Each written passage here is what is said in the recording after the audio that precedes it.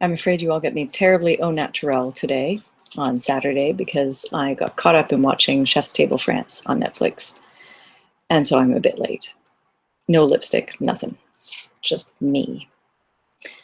Chapter 17 of Pride and Prejudice, thankfully shorter than chapter 16. Elizabeth related to Jane the next day what had passed between Mr. Wickham and herself. Jane listened with astonishment and concern. She knew not how to believe that Mr. Darcy could be so unworthy of Mr. Bingley's regard. And yet, it was not in her nature to question the veracity of a young man of such amiable appearance as Wickham. The possibility of his having really endured such unkindness was enough to interest all her tender feelings, and nothing therefore remained to be done but to think well of them both, to defend the conduct of each, and to throw into the account of accident or mistake whatever could not be otherwise explained. "They have both," said she, "been deceived, I dare say, in some way or other, of which we can form no idea. Interested people have perhaps misrepresented each to the other. It is, in short, impossible for us to conjecture the causes or circumstances which may have alienated them, without actual blame on each side." "Very true indeed. And now, my dear Jane, what have you got to say in behalf of the interested people who have probably been concerned in the business? Do clear them too, or we shall be obliged to think ill of somebody." "Laugh as much as you choose, but you will not laugh me out of my opinion. My dearest Lizzie, do but consider in what a disgraceful light it places Mr. Darcy, to be treating his father's favourite in such a manner. One whom his father had promised to provide for? It is impossible. No man of common humanity, no man who had any value for his character, could be capable of it. Can his most intimate friends be so excessively deceived in him? Oh, no. I can much more easily believe Mr. Bingley's being imposed on than that Mr. Wickham should invent such a history of himself as he gave me last night. Names, facts, everything mentioned without ceremony. If it be not so, let Mr. Darcy contradict it.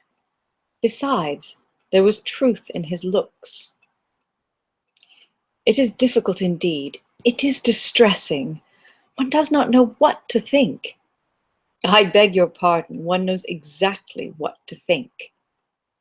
But Jane could think with certainty on only one point, that Mr. Bingley, if he had been imposed on, would have much to suffer when the affair became public. The two young ladies were summoned from the shrubbery where this conversation passed by the arrival of some of the very persons of whom they had been speaking. Mr. Bingley and his sisters came to give their personal invitation for the long-expected ball at Netherfield, which was fixed for the following Tuesday. The two ladies were delighted to see their dear friend again, called it an age since they had met, and repeatedly asked what she had been doing with herself since their separation. To the rest of the family they paid little attention, avoiding Mrs. Bennet as much as possible, saying not much to Elizabeth, and nothing at all to the others. They were soon gone again, rising from their seats with an activity which took their brother by surprise, and hurrying off as if eager to escape from Mrs. Bennet's civilities. The prospect of the Netherfield ball was extremely agreeable to every female of the family. Mrs. Bennet chose to consider it as given in compliment to her eldest daughter, and was particularly flattered by receiving the invitation from Mr. Bingley himself, instead of a ceremonious card. Jane pictured to herself a happy evening in the society of her two friends and the attentions of their brother, and Elizabeth thought with pleasure of dancing a great deal with Mr. Wickham, and of seeing a confirmation of everything in Mr. Darcy's look and behaviour. The happiness anticipated by Catherine and Lydia depended less on any single event or any particular person, for though they each, like Elizabeth, meant to dance half the evening with Mr. Wickham, he was by no means the only partner who could satisfy them, and a ball was, at any rate, a ball. and even Mary could assure her family that she had no disinclination for it. "While I can have my mornings to myself," said she, "it is enough. I think it no sacrifice to join occasionally in evening engagements. Society has claims on us all, and I profess myself one of those who consider intervals of recreation and amusement as desirable for everybody." Elizabeth's spirits were so high on the occasion that though she did not often speak unnecessarily to Mr. Collins, she could not help asking him whether he intended to accept Mr. Bingley's invitation, and if he did, whether he would think it proper to join in the evening's amusement. And she was rather surprised to find that he entertained no scruple whatever on that head, and was very far from dreading a rebuke either from the Archbishop or Lady Catherine de Bourgh by venturing to dance. "I am by no means of opinion, I assure you," said he, "that a ball of this kind, given by a young man of character, to respectable people, can have any evil tendency. And I am so far from objecting to dancing myself, that I shall hope to be honoured with the hands of all my fair cousins in the course of the evening, and I take this opportunity of soliciting yours, Miss Elizabeth, for the first 2 dances especially, a preference which I trust my cousin Jane will attribute to the right cause, and not to any disrespect for her." Elizabeth felt herself completely taken in. She had fully proposed being engaged by Mr. Wickham for those very dances, and to have Mr. Collins instead. Her liveliness had never been worse timed. There was no help for it, however.